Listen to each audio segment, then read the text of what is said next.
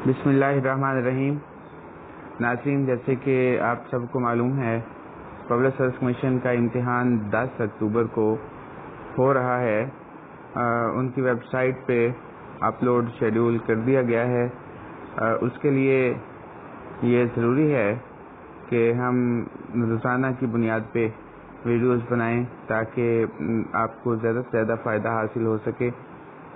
تو ہم دیکھتے ہیں کہ مسلمان سب سے پہلے سندھ میں پہنچے ہیں، اس لیے قرین قیاس یہی ہے کہ جس کو ہم آج اردو کہتے ہیں اس کا حوالہ اسی وادی سندھ میں تیار ہوا ہوگا۔ یہ کس محقق کا قول ہے؟ تو یہ سید سلیمان ندوی نے کہا تھا۔ نیکسٹ MCQs، کس نقاد کا قول ہے کہ اردو زبان کا پہلا خمیر پنجاب میں تیار ہوا؟ یہ سید عبداللہ نے کہا تھا۔ اب دیکھیے کہ حافظ محمود شیرانی نے پنجاب میں اردو لکھی اور اس نے باقاعدہ یہ ثابت کیا، لیکن اسپیسیفک یہ قول سید عبداللہ کا ہے۔ اردو کا روپ کس محقق کی کتاب ہے؟ یہ ڈاکٹر سہیل بخاری کی کتاب ہے۔ اردو معلیٰ کی ترکیب سب سے پہلے کس اردو شاعر نے استعمال کی؟ تو اس کا درست جواب ہے خان آرزو۔ کس مستشرق کا کہنا ہے کہ ہندوستان میں تیمور کے حملے کے وقت اس کی بنیاد پڑی، یعنی اردو کی؟ تو یہ ڈاکٹر گلکرسٹ کا قول ہے۔ اسی طرح اگلا MCQ دیکھیے کہ اردو کے آغاز کے بارے میں کس نقال کا قول ہے کہ جہاں مسلمان وہاں اردو؟ حوالہ سندھ اور ملتان میں تیار ہوا، پھر سرحد پنجاب تقریباً 2 صدی بعد دہلی پہنچا۔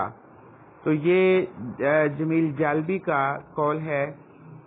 کس نقاد کا کہنا ہے کہ اردو کا پنجاب سے آغاز اور پنجابی ماخذ ہے؟ تو یہ محمد اکرام چغتائی کا قول ہے کہ اردو کا پنجاب سے آغاز اور پنجابی ماخذ ہے۔ سید سلیمان ندوی کے علاوہ کس نقاد کا کہنا ہے کہ اردو کا حوالہ سندھ میں تیار ہوا؟ تو جناب یہ پیر سید حسام الدین راشدی کا قول ہے۔ اردو زبان کی اصلاح کا سہرا کس شاعر کے سر ہے؟ خان آرزو۔ خان آرزو نے سب سے پہلے اردو زبان کی اصلاح کی بات کی اور بہت سے متروک الفاظ کو زبان سے نکال دیا۔ کس نقاد نے اردو کو برج بھاشا کی بیٹی قرار دیا؟ تو یہ محمد حسین آزاد ہے۔ ناظرین، محمد حسین آزاد کے حوالے سے اگر ہم بات کریں تو وہ اس طرح کی زبان استعمال کرتے ہیں کہ 2 بہنیں تھیں، فارسی اور برج بھاشا، اور یہ دونوں ان کا آپس میں رشتہ تھا اور تعلق تھا۔ تو اس طرح کی کوئی بات ہو تو آپ سمجھ لیجئے کہ یہ بات محمد حسین آزاد سے متعلق ہے۔ تو اللہ حافظ۔ ہم اگلی ویڈیو پھر کوشش کریں گے کہ آج ہی اپلوڈ کر دیں، اور آپ تیاری کیجئے۔ بیسٹ آف لک۔ اللہ حامی و ناصر۔ اللہ حافظ۔